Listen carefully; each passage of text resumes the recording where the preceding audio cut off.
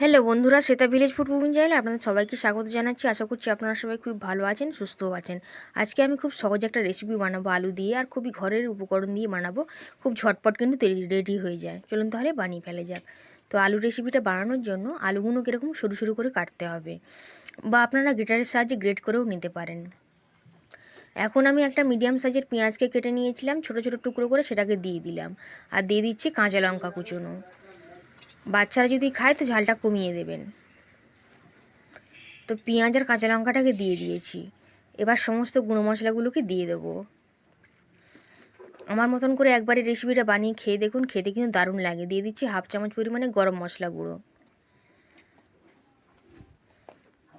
আর দিয়ে দেবো এখানে লঙ্কার গুঁড়ো।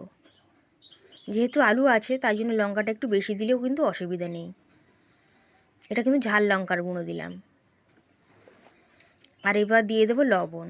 লবণটা কিন্তু স্বাদ মতোই দিতে হবে, মানে বুঝে দিতে হবে। আমি এখানে পরিমাণ মতন লবণই কিন্তু দিয়েছি, ছোটো চামচের 1.5 চামচ পরিমাণে লবণ দিলাম। আপনারা যতটা পরিমাণে বানাবেন লবণটা কিন্তু সেই পরিমাণেই দিতে হবে। এখন নিয়ে নিচ্ছি হাফ বাটি পরিমাণে বেসন। বেসনটাকে দিয়ে দেব। সব বেসনটাকে দিয়ে শুকনো অবস্থায় খুব ভালো করে হাত দিয়ে কিন্তু মাখতে হবে। এটা হাত দিয়েই মাখতে হবে, চামচ দিয়ে মাখলে হবে না। তো প্রথমে শুকনো শুকনো করে কিন্তু এভাবে ভালো করে মেখে নেব। খুব সহজ একটা রেসিপি, খেতে কিন্তু ভাত পাতে দারুণ লাগে। তো প্রথমে হাত দিয়ে মেখে নিয়েছি। এবার অল্প অল্প করে জল দিয়ে কিন্তু মেখে নিতে হবে। জলটা কিন্তু অল্প দিতে হবে, খুব বেশি জল একসঙ্গে দিয়ে দেওয়া যাবে না। আমি সামান্য জল দিয়ে দিলাম, দিয়ে কিন্তু মেখে নেব।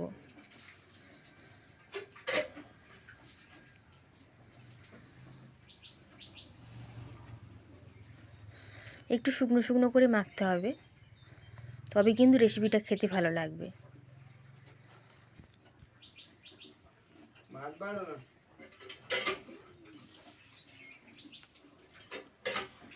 খুব ভালো করে হাত দিয়ে কিন্তু মাখিয়ে নিতে হবে।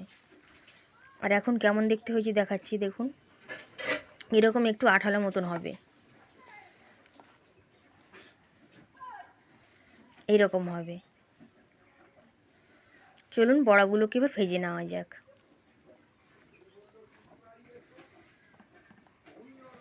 বড়াগুলোকে ভাজবার জন্য কড়াইতে তেল বসিয়ে দিয়েছি। তেলটা খুব ভালো করে গরম করে নিচ্ছি। তেলটাকে কিন্তু খুব ভালো করে গরম করতে হবে। তেলটা বেশ ভালোভাবে গরম হয়ে গেছে। এই অবস্থায় বড়াগুলোকে এক এক করে কিন্তু ছেড়ে দেবো। খুব সাবধানে ছাড়বেন, যেন তেলটা হাতে না লেগে যায়, সেটা খেয়াল রাখতে হবে, তাহলে হাতটা কিন্তু পুড়ে যেতে পারে।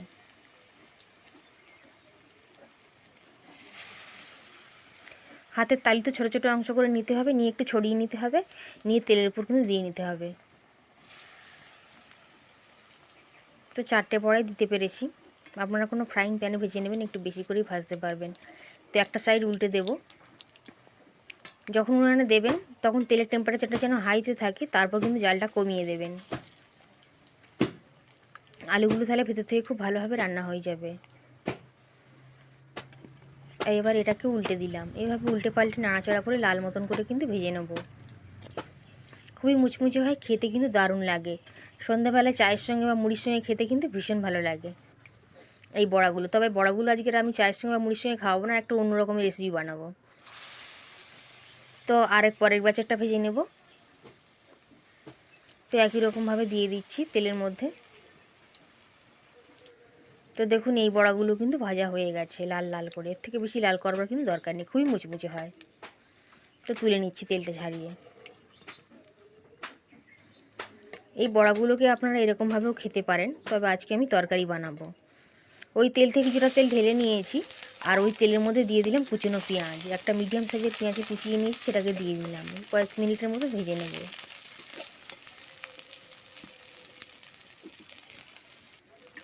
পেঁয়াজটা দেখুন অনেকটা ভাজা ভাজা হয়ে গেছে, লাল মতন হয়ে গেছে। এই সময় আমি সমস্ত গুঁড়ো মশলাগুলোকে দিয়ে দিচ্ছি। নিয়ে নিচ্ছি লবণ, হলুদ গুঁড়ো, লঙ্কার গুঁড়ো এবং জিরের গুঁড়ো এবং ধনিয়া গুঁড়ো। আপনারা যদি অন্য কোনো মশলা খেতে পছন্দ করেন দিয়ে দিতে পারেন। অল্প সামান্য জল দিয়ে দিলাম। যাতে মশলাগুলো পুড়ে না যায়। খুব ভালো করে ভাবে কষিয়ে নিতে হবে। উনানের জালটা হালকা রেখেই কিন্তু রান্নাটা করতে হবে। খুব সহজ একটা রান্না, খেতে কিন্তু দারুণ লাগে গরম ভাতের সঙ্গে। আর বড়াগুলো আপনারা ডাল দিয়েও খেতে পারবেন, মানে গরম ভাতের সঙ্গে ডাল দিয়ে খেতে কিন্তু দারুণ লাগবে। এবার জল দিয়ে দিলাম। জলটা দিয়ে মশলাটা খুব ভালোভাবে মিশিয়ে নেবো, আর জলটাকে আর ঝোলটাকে একটু ফুটতে দেবো। তারপর কিন্তু বড়াগুলোকে দেবো।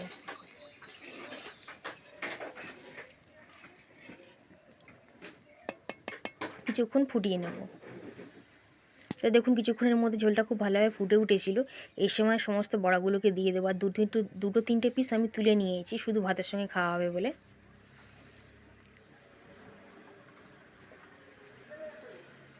বড়াগুলোকে দিয়ে দিচ্ছি, দিয়ে ঢাকনা দিয়ে কিছুক্ষণ ঢেকে অপেক্ষা করলেই কিন্তু রেডি। সমস্ত বড়াগুলোকে দিয়ে দিলাম। এবার খুন্তিটা দিয়ে একটু ডুবিয়ে মতন দিচ্ছি।